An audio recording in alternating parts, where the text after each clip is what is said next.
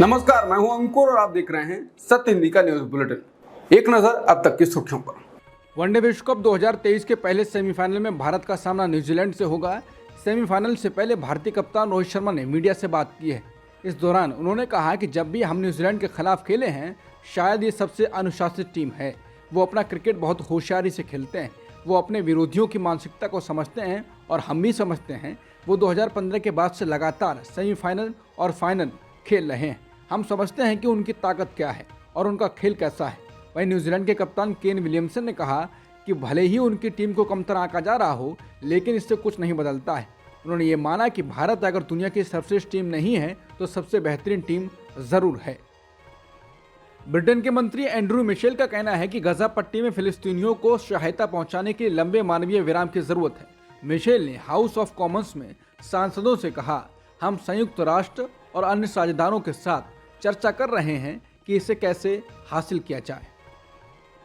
अमेरिकी डेमोक्रेटिक प्रतिनिधि सेठ मोल्टन का कहना है कि इजरायल राजनीतिक समस्याओं के सैन्य समाधान पर ध्यान केंद्रित करके हमेशा के लिए युद्ध की ओर बढ़ रहा है। उन्होंने कहा कि अफगानिस्तान पर अमेरिकी युद्ध के दौरान अमेरिकी जनरल स्टैनली मैक्रिस्टल ने बताया कि कैसे मारे गए प्रत्येक नागरिक के कारण 10 नए आतंकवादी पैदा हो गए थे। इसी को लेकर मोल्टन ने कहा कि ये एक समस्या है जिसे इजरायल गजा पट्टी में हजारों फिलिस्तीनियों को मारकर अपने लिए पैदा कर रहा है। उन्होंने कहा कि इजरायल एक हमास के आतंकी को मारने जाता है और इस बीच वो एक आम नागरिक को मार देता है, तो इजरायल ने 10 नए लड़ाकू पैदा कर दिए हैं। उन्होंने कहा कि इजरायल को अमेरिका की गलती से सीखने की ज़रूरत है। जो हमने शुरुआत में इराक और अफगानिस्तान में किया, उस वक्त अमेरिका ने भी आम नागरिकों को मारा और उससे नुकसान ही हुआ। बीबीसी की रिपोर्ट के अनुसार अमेरिका और ब्रिटेन की ओर से गजा में नागरिक अधिकारों को लेकर दिए गए सुझावों के बीच इजरायल ने दावा किया है कि हमास ने अल शिफा अस्पताल का संकट दुष्प्रचार के लिए खड़ा किया है। बता दें, अमेरिका और दूसरे पश्चिमी देशों ने 7 अक्टूबर को हुए हमास के हमले के बाद इजरायल के साथ समर्थन का ऐलान किया था। इन देशों ने गजा पर इजरायल की जवाबी कार्रवाई के दौरान भी अपना समर्थन बरकरार रखा। लेकिन हाल में अमेरिकी राष्ट्रपति जो बाइडेन और ब्रिटेन प्रधानमंत्री ऋषि सुनक ने फिलिस्तीनी अस्पतालों और नागरिकों की सुरक्षा के लिए आवाज उठाई है। अमेरिका में राष्ट्रपति बाइडेन ने मीडिया से कहा कि उन्हें अल शिफा अस्पताल के पास इस तरह की आक्रामकता की उम्मीद नहीं थी। अल शिफा गजा सिटी का सबसे बड़ा अस्पताल है। उन्होंने मानवीय आधार पर संघर्ष पर अस्थायी विराम लगाने की अपील की है ताकि अस्पताल के अंदर फंसे लोग निकल सकें। उधर इजरायली सरकार का दावा है कि हमास ने अल शिफा अस्पताल से जुड़े संकट को प्रोपेगेंडा के लिए पैदा किया है। उधर ब्रितानी प्रधानमंत्री ऋषि सुनक ने भी बीती रात इस बारे में बात करते हुए कहा कि गजा में बहुत सारे लोगों की मौत हो रही है। उन्होंने भी इस संघर्ष को विराम देने की अपील की है। हालांकि अमेरिका और ब्रिटेन ने पूर्ण संघर्ष विराम की अपील नहीं की है, जबकि फ्रांसीसी राष्ट्रपति इमैनुअल मैक्रों की ओर से इस बारे में दबाव बनाया जा रहा है। संयुक्त राष्ट्र का कहना है कि दक्षिणी गजा में बहते पानी और वेस्ट मैनेजमेंट को सेवा देने वाले बुनियादी ढांचे ने काम करना बंद कर दिया है। यूएन ने कहा कि ईंधन की कमी के कारण सार्वजनिक सीवेज पंपिंग स्टेशन, दक्षिण में 60 पानी के कुएं, रफा और मध्य क्षेत्र में 2 सीवेज पंप्स, दक्षिण में 2 मुख्य सीवेज पंप और रफा वेस्ट वाटर ट्रीटमेंट प्लांट सभी ने काम करना बंद कर दिया है।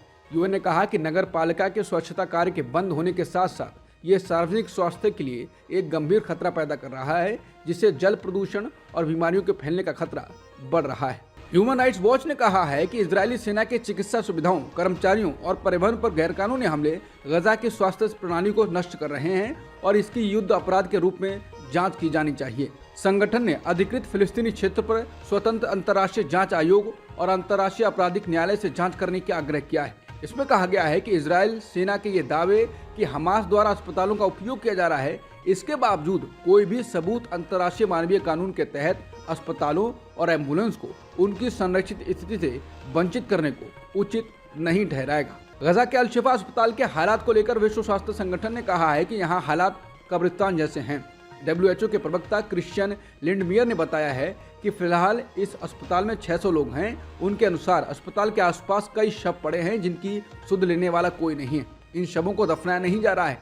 यह अस्पताल अब काम नहीं कर रहा है, ये एक कब्रिस्तान जैसा बन गया है। डॉक्टरों ने भी बताया है कि अस्पताल में शवों का ढेर लग गया है और कई शव सड़ने लगे हैं। बता दें, उत्तरी गजा का ये अस्पताल पिछले कई दिनों से चर्चा में है।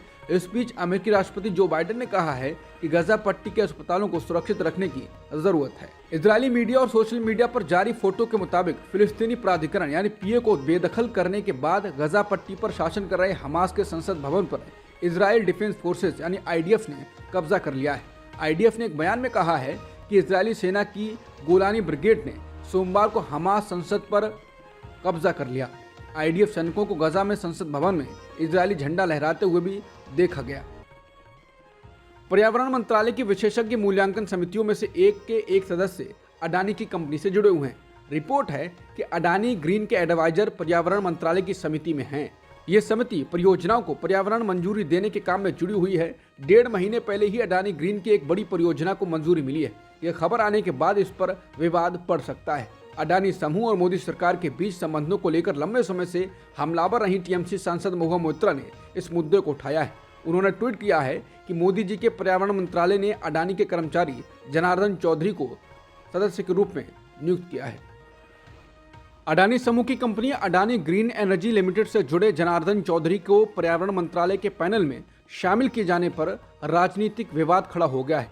विपक्षी दलों ने इसे हितों के टकराव का मामला बताते हुए सरकार पर निशाना साधा है। शिवसेना नेता प्रियंका चतुर्वेदी ने इस मामले पर टिप्पणी करते हुए हितों के टकराव का मुद्दा उठाया। उन्होंने लिखा कि जनार्दन चौधरी से मिलिए, वो अडानी ग्रीन एनर्जी लिमिटेड में एक अहम सलाहकार हैं।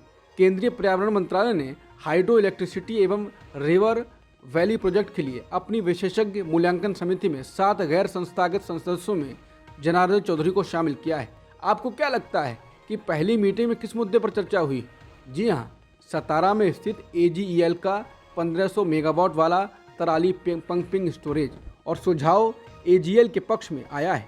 प्लीज़ हितों के टकराव की बात मत करिएगा, ये दूसरों पर लागू होता है, फ्रेंड्स विद बेनिफिट्स पर नहीं। बिहार के शिक्षा मंत्री और राष्ट्रीय जनता दल के नेता चंद्रशेखर ने मंगलवार को जमुई में बालू माफिया की ओर से एक दरोगा को कुचलने जाने की घटना को सामान्य घटना बताया है। जमुई पुलिस के मुताबिक गहरी थाना से जुड़े दरोगा प्रभात रंजन मंगलवार को बालू के अवैध खनन के खिलाफ कार्रवाई करने गए थे, लेकिन उनकी हत्या करने के इरादे से उन पर ट्रैक्टर चढ़ा दिया गया। इस हमले में उनकी मौत हो गई। इसके साथ ही एक अन्य पुलिसकर्मी भी घायल हुआ। इसी घटनाक्रम पर प्रतिक्रिया देते हुए चंद्रशेखर ने कहा, ये नई घटना है क्या? पहली बार हुई है क्या? इससे पहले कभी नहीं हुई क्या? उत्तर प्रदेश में नहीं होता, मध्य प्रदेश में नहीं होता। ये घटना एक अपराध है, अपराधी हैं तो उस तरह की घटनाएं होती रहती हैं। इसके बाद उन्होंने कहा, ये घटनाएं समय समय पर होती हैं, अपराधियों को मुंह तोड़ जवाब दिया जाता है। अपराधी कितनी देर बचते हैं? उनके इस बयान का वीडियो सोशल मीडिया पर वायरल है।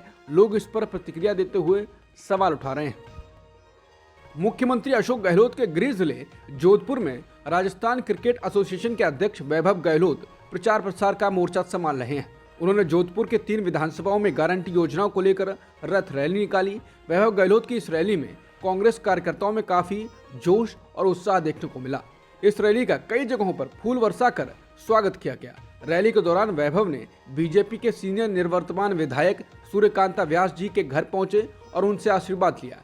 वैभव गहलोत ने एबीपी न्यूज से बात करते हुए कहा, शहर के आबो हवा बदल चुकी है, लोगों में भारी उत्साह है।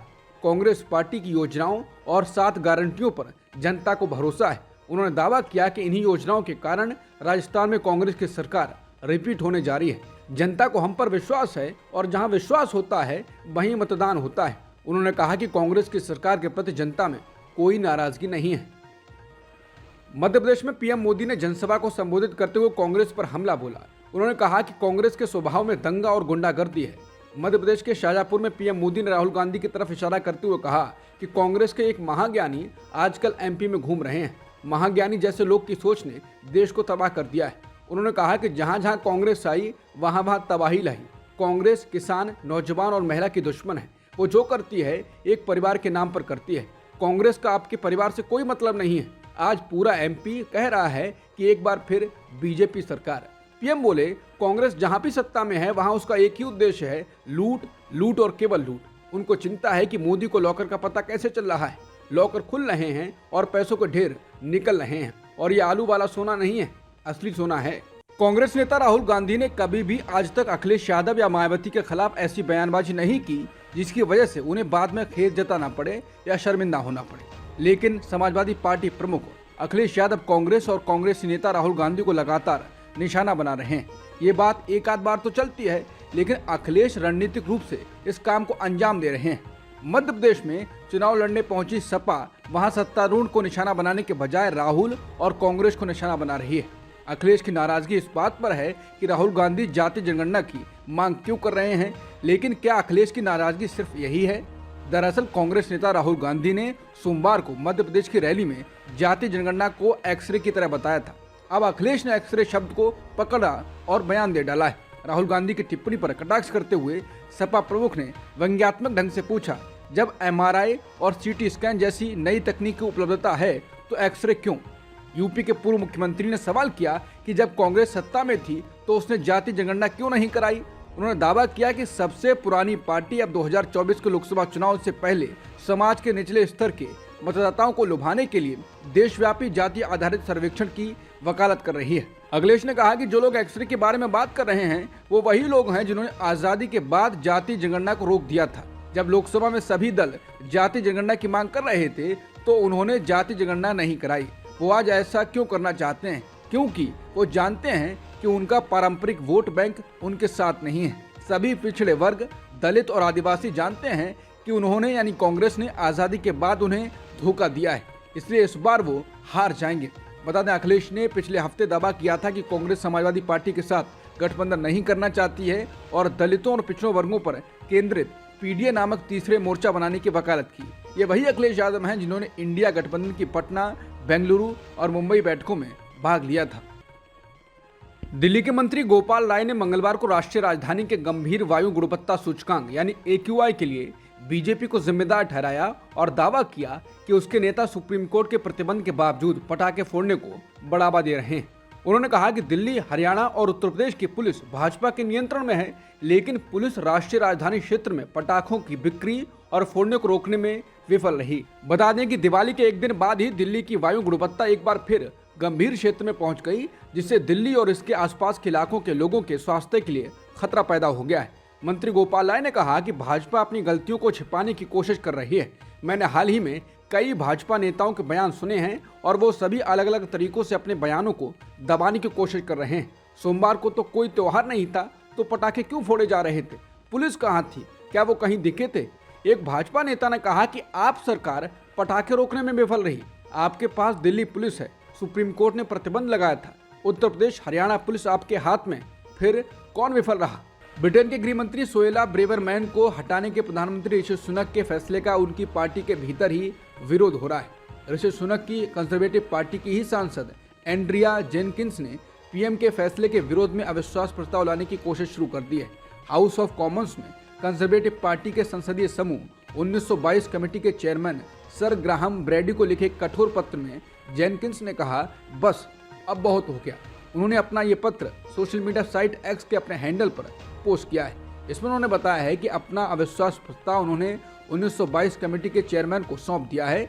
अब ऋषि सुनक को जाने और उनकी जगह एक असली कंजर्वेटिव पार्टी नेता को लाने का समय आ गया है। इस पत्र में उन्होंने सुनक की आलोचना करते हुए लिखा है, लोकतांत्रिक तरीके से चुना गए हमारे नेता बोरिस जॉनसन से छुटकारा पाने के लिए ऋषि सुनक ने कूटनीतिक प्रयास किया है। उनके अनुसार जॉनसन को बाहर करना अक्षम्य था, लेकिन अब कैबिनेट से सोएला को बर्खास्त करना और बुरा है। अब तक की सुर्खियों में इतना ही। बाकी खबरों के लिए बने रहिए सत्यहिंदी.com के साथ।